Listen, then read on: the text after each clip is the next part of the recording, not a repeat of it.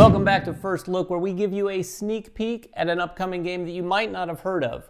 Today we're going to be taking a look at Khôra, Rise of an Empire. This one is from Absobition and part of Iello's new Expert line of games. You're the head of a city-state in ancient Greece.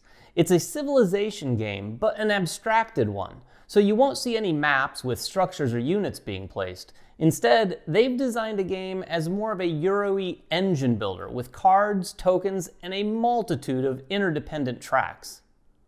All of that gives players a wide variety of ways to score their points.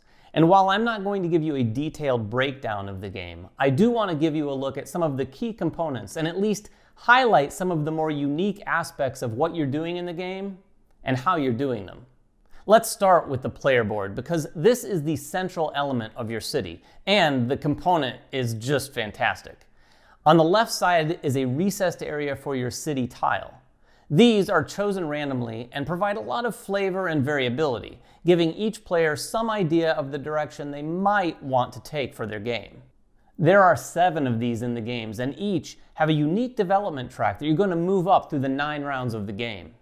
And speaking of rounds, the right-hand side has a step-by-step overview of everything you'll do on a round. The 7 phases move along pretty quickly, and the real meaty part of the game happens on those middle 3, rolling your dice, taking some actions, and hopefully making progress. More on dice and actions in a minute, but when it comes to progress, you're going to be doing that right in the middle of your player board. There are 3 different tracks to move up: economy, culture, and military. It goes without saying that your level on these will have an impact on your game and your route to scoring points. As you make progress, different actions in the game will grow in strength. Plus, many steps on these tracks will unlock immediate bonuses that affect the main board. And that's the perfect segue to talk a little bit more about the main board. It is divided into 2 distinct sides. On the left, we see 4 more tracks and an area to claim achievements. The citizen track will go up and down and will help you mitigate your dice, kind of reminiscent to workers in something like Castles of Burgundy. The tax track will help boost your income toward the beginning of every round.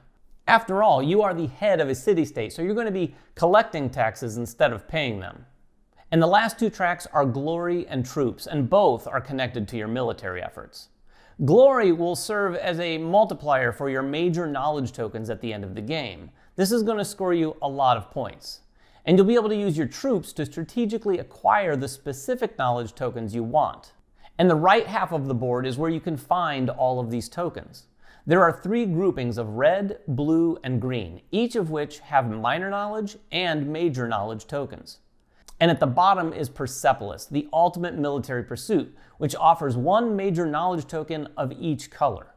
To acquire any of these tokens, you'll need a certain number of troops, and you'll often lose a number of them in the process.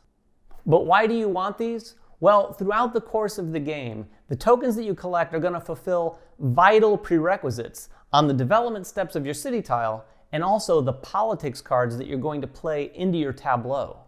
At the beginning of the game, players will draft a hand of 5 politics cards. When they're ultimately played, each card may have a cost, which is paid in drachma, and a required combination of knowledge tokens, which are not spent, but must be in your possession at the time you play the card.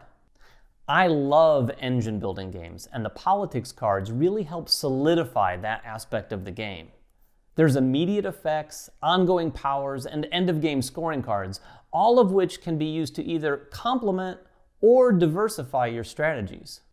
I could go on all day about the cards, but I want to make sure and get to what you're doing during a round to make all of this happen. First, the top card of the event deck is revealed. This will be resolved later in the round. Then everyone collects their taxes. After that, it's time for the dice phase. Each player rolls their dice and then must assign 1 of their 7 action tiles to each die face down. It's action selection, but with a twist, because when you ultimately reveal your actions, if the number on the action tile exceeds the value of its assigned die, you must pay the difference with citizens. If you don't have enough citizens, then you lose that action for the round. Once everyone has revealed their action tiles and paid for them, it's time to resolve them. Starting with philosophy, Each player with an active tile is going to resolve it, and then continue that process in ascending order. Philosophy lets you gain a philosophy token, which can be used in a few different ways to help you navigate the game. Legislation will give you more citizens and some politics cards. The culture action simply converts your current culture level into victory points. Trade gains drachma based on your economy level and allows for the acquisition of minor knowledge tokens from the common pool. Military actions increase your troops based on your military level and let you explore for a knowledge token remaining on the game board if possible. The politics action allows you to play one politics card from your hand, paying any cost and fulfilling any knowledge prerequisites. Finally, development lets you move one step up on your city tile, again paying any cost and verifying any prerequisites. And that really is just scratching the surface of all of the actions, but I wanted to at least mention each one.